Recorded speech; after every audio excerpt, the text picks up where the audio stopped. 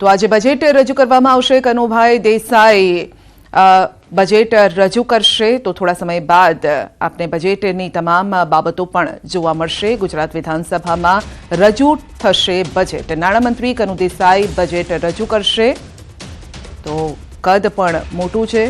કનુ દેસાઈ સતત ચોથી વખત બજેટ રજૂ કરશે।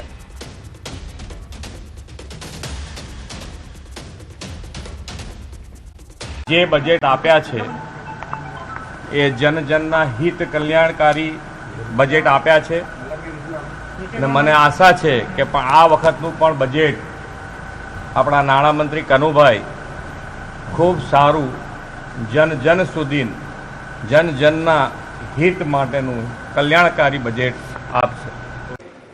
કે માત્ર આભાસી બજેટ નહીં પરંતુ ગુજરાતની જનતાને ઉપયોગી થાય, ખેડૂતોને બજેટની અંદર લાભ મળે, ખેડૂતો માટે જોગવાઈઓ થાય એટલા માટે કે અત્યારે ગુજરાતની અંદર ખેડૂત એ દેવાના ડુંગરની અંદર ડૂબાયેલો છે।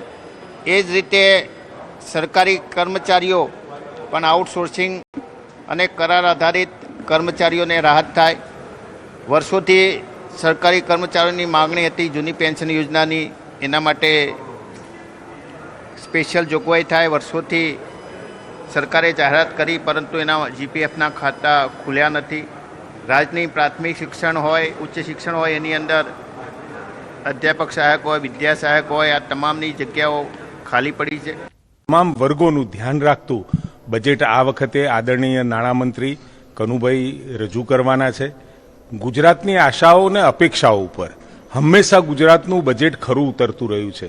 આ વખતે પણ ગુજરાતની પ્રજા માટે ઉદ્યોગ હોય, મહિલા બાળ વિકાસ કલ્યાણ હોય, આરોગ્ય હોય, શિક્ષણ હોય કે કોઈ અન્યત્ર બીજા ક્ષેત્રો માટે પણ ખૂબ સારું એવું બજેટ આ વખતે ગુજરાતનું દર વખતની જેમ લોકોની આશાઓ અપેક્ષાઓ સંતોષતું બજેટ આજે નાણામંત્રી શ્રી રજૂ કરવાના છે। અમે આપને બતાવી રહ્યા છે એક તરફ બજેટ રજૂ કરવા જઈ રહ્યા છે સતત ચોથી વખત કનુ દેસાઈ અને બીજી તરફ કોંગ્રેસના ધારાસભ્યો વિરોધ કરી રહ્યા છે। તો આપ જોઈ શકો છો આ બંને દ્રશ્યો ગાંધીનગરથી સામે આવી રહ્યા છે। તો ગુજરાતનું આજે બજેટ રજૂ થવાનું છે અને બજેટ રજૂ થાય તે પહેલા જ વિરોધ પ્રદર્શન ખેડૂતો મામલે, આ સાથે દિવ્યાંગો મામલે, મહિલાઓને આર્થિક સહાય આપવા મુદ્દે પણ વિરોધ થઈ રહ્યો છે કે જે નથી મળી રહી। તો એક તરફ વિધાનસભા સત્ર અને બીજી તરફ વિરોધ પ્રદર્શન પણ અહીં ચાલુ છે। આજે બજેટ પણ રજૂ થવાનું છે ત્યારે વધુ અપડેટ મેળવીશું સંવાદદાતા ગૌતમ પાસેથી। જી ગૌતમ, શું અપડેટ ત્યાંથી આવી રહ્યું છે ગાંધીનગરથી?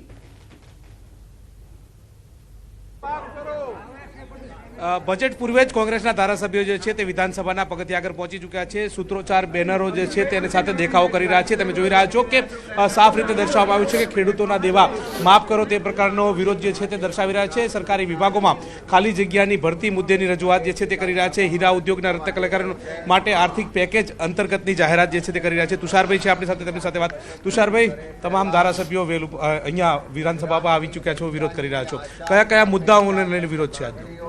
ખાસ કરીને ભારતીય જનતા પાર્ટીએ તાજેતરમાં જ યોજાયેલી વિધાનસભાની ચૂંટણી એ દિલ્હીની હોય, હરિયાણાની હોય કે મહારાષ્ટ્રની હોય તો એમાં લાડલી બહેના યોજના અંતર્ગત 2500 રૂપિયા આપવાની બહેનોને વાત કરી હતી। તો અમારી માગણી એવી છે કે ગુજરાતની બહેનોને પણ 3000 રૂપિયા દર મહિને ગુજરાત સરકારે આપવા જોઈએ।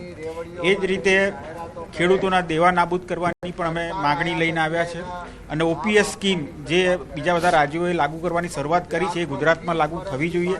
અને જે સરકારી કર્મચારીઓની ભરતી થતી નથી એની જગ્યાએ આઉટસોર્સિંગથી કામ ચલાવવામાં આવે છે તો પૂરા પગારવાળી સરકારી નોકરીઓમાં ભરતી થવી જોઈએ। શું કહેશો તમે? ખેડૂતોના દેવાની મુદ્દાની વાત કરી રહ્યા છો। આજે બજેટ કનુભાઈ દેસાઈ બજેટ રજૂ કરી રહ્યા છે ત્યારે ગુજરાતમાં ખેડૂતોની આવક બમણી કરવાની વાતો કરી રહ્યા હતા પરંતુ ગુજરાતના ખેડૂતો દેવાના ડુંગર નીચે દબાઈ ગયા છે। કોઈ પણ પ્રકારની સહાય આપવામાં આવતી નથી અને ખેડૂતો દેવાના લીધે આપઘાત કરી રહ્યા છે। શું આ વિધવા બહેનોને, દિવ્યાંગોને માસિક 6000નું પેન્શન આપો તે પ્રકારની વાત છે। શું આજનો મુદ્દો રહેશે તમારો? આજનો મુદ્દો જ્યારે નાણામંત્રી બજેટ રજૂ કરવા જઈ રહ્યા છે ત્યારે અન્ય રાજ્યોની અંદર ચૂંટણીઓની અંદર જેમ ભારતીય જનતા પાર્ટીએ મોટી મોટી રેવડીઓ બાંટી છે, ત્યારે અમે આજના બજેટના અનુસંધાને સરકાર સાથે માગણી કરીએ છીએ કે એસટી એસસી ઓબીસી તેમજ લઘુમતીના જે બોર્ડ નિગમો છે એની અંદર રકમનો વધારો કરવામાં આવે, સાથે સાથે વિધવા વિકલાંગ જે આ રાજ્યની અંદર ભાઈઓ અને બહેનો છે એમને 6,000 સુધીનું પેન્શન આપવામાં આવે, ખેડૂતોના દેવા માફ કરવામાં આવે, શિક્ષિત બેરોજગારોને મહિને ભથ્થું આપવામાં આવે. આવા વિવિધ મુદ્દાઓ સાથે આજે અમે નાણામંત્રી સમક્ષ આ બાબતનો વિરોધ વ્યક્ત કરી રહ્યા છીએ. રજૂઆત કરી હતી તમે અગાઉ બજેટ પૂર્વે, તો ત્યારે શું કીધું હતું, અને આજે હવે વિરોધ કરી રહ્યા છો ત્યારે શું કહી રહ્યા છો? એ સમગ્ર ચર્ચા અમારા નેતાશ્રીએ એ વખતે કરી છે, અને આજે અમે બજેટ પૂરેપૂરું સાંભળીને આગળની રણનીતિ અમારા વિરોધ પક્ષના નેતા અમિતભાઈ ચાવડા કહેશે એ પ્રમાણે આગળ વધીશું. ચોક્કસથી તો આજે તમામ બાબતો જે સાંભળી અને વિપક્ષના નેતા કહેશે તે પ્રકારની વાત તેઓ રજૂઆત કરશે. ઇમરાન ખેડાવાલા પણ આપણી સાથે તેમની સાથે મુખ્ય કયા કયા મુદ્દાઓને લઈને આજે રજૂઆત કરવામાં આવશે? આજે બજેટ રજૂ થઈ રહ્યું છે તે પૂર્વે જ આપ આ વિરોધ પ્રદર્શન કરી રહ્યા છો. ચોક્કસ આજે ગુજરાત વિધાનસભાનું બજેટ જ્યારે રજૂ થઈ રહ્યું છે ત્યારે ગુજરાતના અંદર જે સમસ્યાઓ છે તે સમસ્યાઓ આજે અમે આપવાના છીએ, અને ખાસ કરીને અમારા જે મુદ્દા છે કે બીજા રાજ્યોના અંદર જે લાભ મળતા હોય તે ગુજરાતના લોકોને પણ લાભ મળવા જોઈએ. જ્યારે ઇલેક્શન આવે છે ત્યારે જ્યારે રાજસ્થાનના ઇલેક્શન અત્યારે થયા, મહારાષ્ટ્રના ઇલેક્શન થયા, ત્યારે સરકારે જ્યાં યોજનાઓ બનાવી અને ત્યાં લાભ આપતા હોય ત્યારે ગુજરાતના 6.5 કરોડની પ્રજાને શું અન્યાય કર્યો છે એને પણ એ તમામ લાભ મળવો જોઈએ. ચોક્કસથી તો તમામ લાભ મળવો જોઈએ તે પ્રકારની વાત સાથે સૂત્રોચ્ચાર વિરોધ જે છે તે કરવામાં આવી રહ્યા છે. તમામ જે ધારાસભ્યો જે છે તે અત્યારે પ્લે કાર્ડ લઈ અને તમામ જે વિધાનસભાના જે પગથિયા જે છે તે પગથિયા ખાતે ઊભા છે અને ત્યાં આ પ્રકારનો વિરોધ જે પ્રદર્શન જે છે તે કરે છે. વાત એ પણ છે કે ખેડૂતોના દેવા માફ કરવાની હોય, લાડલી જે બહેનો યોજનાની વાત જે છે તે અન્ય રાજ્યોની અંદર લાગુ કરવામાં આવી છે, પરંતુ ગુજરાતની અંદર તેની સ્થિતિ નથી.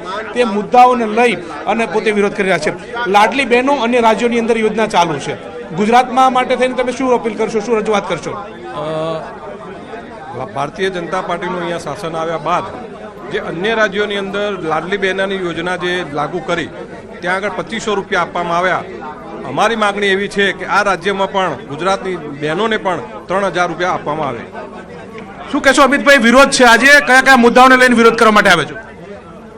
આજે ગુજરાત સરકારનું બજેટ રજૂ થવા જઈ રહ્યું છે ત્યારે ગુજરાતની પ્રજાની જે માગણી લાગણી છે કે મોંઘવારીમાંથી રાહત માટે 500 રૂપિયામાં ગેસનો બોટલ મળવો જોઈએ, વિધવા હોય, વિકલાંગ હોય, વૃદ્ધ હોય એને માસિક 6000 પેન્શન મળવું જોઈએ, સાથે સાથે લાડલી બહેન યોજના ગુજરાતમાં પણ લાગુ થાય, બહેનોને 3000 રૂપિયા માસિક સહાય મળવી જોઈએ, આર્થિક રીતે પાયમાલ ગુજરાતના ખેડૂતોના દેવા માફ થવા જોઈએ, સમાન કામ સમાન વેતન લાગુ કરી અને કર્મચારીઓનું જે શોષણ થાય છે અટકાવવું જોઈએ, કોન્ટ્રાક્ટ આઉટસોર્સિંગ પ્રથા નાબૂદ થાય, જે ગરીબો કાચા મકાનમાં રહે છે એને પાકા મકાન મળવા જોઈએ, અને સાથે સાથે ગુજરાતમાં જે આર્થિક અસમાનતા છે એ દૂર કરવામાં આવે એવી તમામ માગણીઓ લઈને આજે અમે સરકાર સમક્ષ ગુજરાતના લોકો વતી રજૂઆત કરી રહ્યા છીએ. સલાહની બેઠક થઈ હતી.